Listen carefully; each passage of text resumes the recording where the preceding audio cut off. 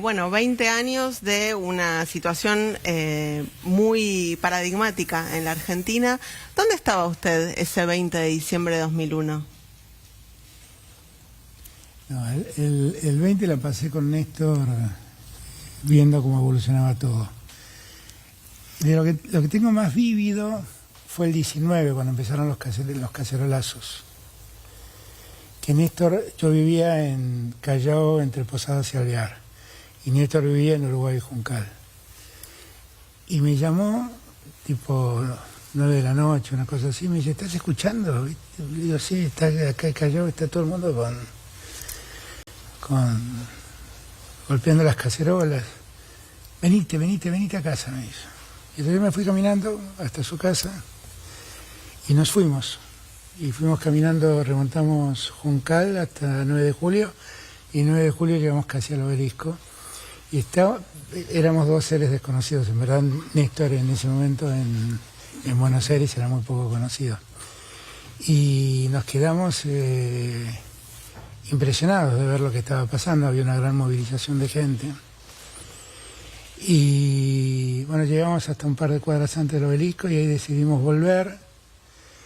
Y cuando volvimos nos quedamos en un bar que se llamaba Molière, puedo contarlo porque ya no existe. Y nos quedamos viendo pasar gente, como toda la gente pasaba. Y esa noche fue muy rara porque no esperábamos eso, nadie esperaba eso. Al día siguiente me desperté y me fui a lo de Néstor y estuve prácticamente todo el día con Néstor viendo cómo evolucionaba y cómo transcurrió todo el día. Muy impactados los dos, muy impresionados los dos. Fue toda una escena inusual en la Argentina, porque primero, repentinamente, las calles que llenaban las calles salían de Recoleta, una cosa que nos llamó la atención. Y era básicamente el efecto del corralito y de la retención de los ahorros y demás. Cantaban una consigna cuando se encontraban con los sectores más populares que a mí me impresionaba, que era Piquete y Cacerola, la lucha es una sola, y era muy impresionante escuchar eso. Y bueno, después ya sabemos todo cómo se desarrolló, cómo vino la represión del 20, la renuncia de la Rúa, y después los días que se sucedieron después, ahí estuve muy cerca de Néstor, porque tuvimos muchas reuniones, muchas idas y venidas con la sucesión de la Rúa, porque como había renunciado el Chacho, no había vicepresidente. Puerta llegó, cuando llegó dijo, no, pero ¿cómo que me tengo que quedar 3 meses y llamar? Entonces me voy, y se fue, y entonces vino Camaño, que estuvo 1 o 2 días hasta que intentaron hacer en la Asamblea Legislativa quien se hacía cargo. Ahí fue muy evidente que hubo una suerte de disputa entre Duhalde y Rucauf. Yo lo acompañaba a Néstor en todo esto, por eso fui testigo de todo esto. Y como no lograron ponerse de acuerdo, apareció Rodríguez A. Claro. Y vino la semana de Rodríguez A, que a la semana se fue, y ahí ya estaba más claro que Duhalde podía ser, y entonces ahí llegó Duhalde e hizo la tarea que hizo. En ese momento la consigna era que se vayan todos. Sí. Sin embargo, hay algunas figuras de ese gobierno, funcionarios, que hoy son dirigentes importantes de la oposición, populares, por decirlo de alguna forma. Patricia Bullrich, Gerardo Morales, Hernán Lombardi, López Murphy incluso. ¿Qué evaluación haces de ese fenómeno? Es interesante. No, y bueno, muchos de esos funcionarios que fueron parte de ese gobierno que generó una crisis enorme, después se reciclaron en el macrismo y fueron también parte del gobierno de Macri. Patricia Bullrich, Lombardi. Pero acaban de ganar una elección, la gente los vota. Bueno, Patricia Bullrich no fue candidata. No, ella ¿no? ¿No? Creo que no. ¿Y Lombardi fue candidato? Sí. Notable. Bueno, nada, será que en todo caso la gente o que está votando una generación que no conoció eso, o tal vez la gente tiene poca memoria, o tal vez la gente los elige simplemente. No puedo hacer mucha lectura. 20 años después estamos de nuevo negociando un acuerdo con el fondo en una situación realmente crítica con la economía, los indicadores sociales. Sé que es difícil hacer el paralelismo, pero haciendo el juego de ver en qué momento estamos, ¿vos dirías que hoy es 2001, 2002, 2003? No, es otro escenario. Porque yo me acuerdo siempre cuando Cavallo asumió como ministro de Economía de la Rúa, le pidió a Néstor una reunión y Néstor y yo participé de esa reunión porque objetivamente se hizo en mi casa.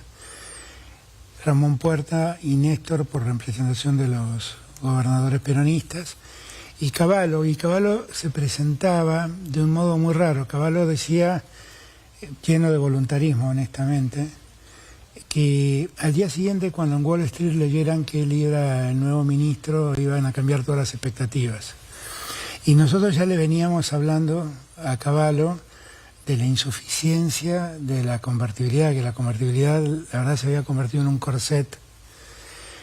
Yo me acuerdo que yo decía siempre, lo que empezó siendo un programa antiinflacionario terminó siendo un programa económico que se privó de tener una moneda, y entonces eso estaba haciendo un enorme daño a la producción argentina. Pero Cavallo nos dijo ese día que él venía con la idea de desarmar la convertibilidad, poner una canasta de monedas, en vez de que el peso argentino valga lo mismo que un dólar, que el peso se vincule a una canasta de monedas. Y la verdad que nosotros no entendimos muy bien a dónde iba. Y me acuerdo que le dijo a Néstor que iba a desarmar todo lo que había hecho López Murphy, que era quien objetivamente sucedía. Y me acuerdo una frase que me quedó muy grabada, que le dijo, vuelvo mucho más keynesiano que vos, les dijo a Kirchner. Y la verdad es que nos quedamos todos, cuando se fue de la reunión, Puerta, Néstor y yo nos quedamos, ¿a dónde vamos? ¿No? Y bueno, y fuimos a donde fuimos. En ese año se fugaron 28.000, historia repetida, ¿no? 28.000 millones de dólares se fugaron ese año. Te preguntaba, ¿no?, desde si febrero hasta diciembre. En el 2001, 2002 o 2003, porque, bueno, después del 2002, en el 2003 se recupera parte de esa caída, se recupera con el crecimiento económico en el 2003. Bueno, en ese sentido, si te imaginas un escenario similar. No, está claro que estamos en una etapa de clara recuperación de la economía, estamos creciendo por arriba del 10%. Y lo que perdimos en la pandemia lo recuperamos con creces. Y los datos que vamos a conocer en breve del empleo van a dar cuenta de cuánto creció el empleo y cuánto bajó el desempleo. Lo que yo creo que todavía tenemos que asumir es que ese crecimiento no ha logrado permear hacia abajo, y lo que nosotros tenemos que hacer un esfuerzo es para que ese crecimiento vaya hacia abajo, que el crecimiento sea equitativo, no de unos pocos, sino que todos crezcan. Yo lo que no sé si puedo hacer un paralelo con el 2003, porque en el 2003, cuando nosotros llegamos, el país estaba en default, el Fondo Monetario nos había dado una tregua de un año, el Banco Mundial también, con el BID teníamos deudas, con la CAF teníamos deudas. Nosotros llegamos y en el 2003 negociamos un stand-by de 3 años con el fondo, donde por primera vez logramos arrancarle algunas cosas al fondo. Por ejemplo, el fondo venía con las recetas de siempre, que suban las tarifas, le dijimos no a la suba de tarifas. Nos pidió que privaticemos la banca pública, le dijimos que no a eso. Y le exigimos al fondo que tomen el dinero destinado a la obra pública como una inversión y no como un gasto. Y en eso Lula nos acompañó, porque hicimos el acuerdo de Copacabana en Brasil, donde Lula nos acompañó en ese reclamo al fondo. Y nosotros así firmamos ese stand-by por 3 años con un hombre al quien yo siempre recuerdo, que después fue presidente, que en ese momento ocupaba el cargo que ocupa Kristalina Georgieva, Keller creo que era el apellido, que después fue presidente de Alemania, y era un hombre mucho más político. Y yo me acuerdo que en mi despacho de jefe de gabinete aquí al lado, le dije, mire, a la Argentina la conocemos mejor nosotros que ustedes. Déjennos hacer las cosas a nuestro modo, que les va a ir mejor. Y Keller me miró así con cara de, ¿te creo o no te creo? Le dije, confíe, le va a ir mucho mejor. Y me extendió la mano y me dijo, ok. Y me aceptó las 3 cosas. Que fue una operación, una negociación que básicamente le había llevado a la baña. Yo estaba cerrando detalles de final. Y ese acuerdo, bueno, la verdad es que rindió, porque 2 años después le pagamos todo al fondo. Tuvimos razón nosotros. Nos dejaron hacer las cosas a nuestro modo y nos fue mucho mejor. En esto sí se parece al presente, porque esta historia se la conté ya 3 veces a Kristalina. Y le dije, confía en lo que nosotros proponemos, porque nosotros sabemos cómo hacerlo. ¿Y va a pasar? Y bueno, vamos a tratar de que, es lo que estamos intentando. Nosotros queremos llevar un programa propio, que sea un programa de crecimiento, un programa de desarrollo, que no sea un programa de ajuste. Hoy, como entonces, teníamos un número importante de gente sumida en la pobreza, que es nuestra mayor preocupación, y queríamos que pudiéramos garantizar que el acuerdo no nos postergue, que el acuerdo nos deje seguir creciendo. Con el rechazo del presupuesto que decidió la oposición, ahora cómo se reordena el cronograma que tenía previsto el gobierno, que era presupuesto, programa plurianual y después el acuerdo con Yo lo hablé con... ¿Cuándo envías el plurianual al Congreso? Yo lo hablé con Kristalina Georgieva el mismo día que se rechazó el presupuesto. Y la verdad que los dos estábamos asombrados, ¿no? Porque es muy llamativo que además los que rechazan el presupuesto son los que tomaron la deuda. O sea, han generado un enorme problema y después ni siquiera nos dejan tener un presupuesto. Pero le expliqué a Kristalina cómo podíamos funcionar sin presupuesto y cómo podíamos trabajar. Ella estuvo de acuerdo, fue una muy buena charla esa, donde reencaminamos algunas cosas. Me planteó que en el 23, hasta que termine el año, el fondo queda cerrado por la Navidad y el fin de año. Así volveremos en enero a tratar de avanzar. ¿Acuerdo en marzo? Lo antes que podamos. El deseo de que podamos acordar cuanto antes es así. Pero acordar cuanto antes no es acordar cualquier cosa. Es acordar lo que más nos conviene como país. Dijo que si están dadas las condiciones puede ser candidato de nuevo en 2023.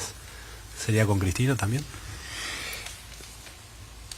Nosotros, con Cristina, con Sergio, con todos los que son parte del Frente de Todos, lo que entendimos es que divididos le hacemos las cosas más fácil a la derecha, y que la derecha es impiadosa y lastima mucho a la sociedad argentina cuando gobierna. Lo vemos el otro día, mientras no nos votaban el presupuesto, querían que por favor podamos tratar bienes personales para que no le saquemos plata a los que más tienen. Eso es, cambiemos. Eso es. Entonces nosotros,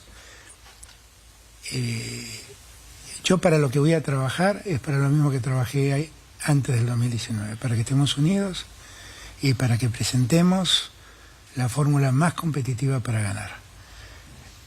Alguien me preguntó en ese y además hacerlo democráticamente, o sea, que esto lo resolvamos con la participación ciudadana en una PASO. Alguien me preguntó, ¿y usted en ese caso iría? Bueno, si da, voy, si sirve, voy. pero no voy a priorizar mi interés, voy a priorizar el interés del frente. Muchas gracias, presidente. Gracias a ustedes, gracias.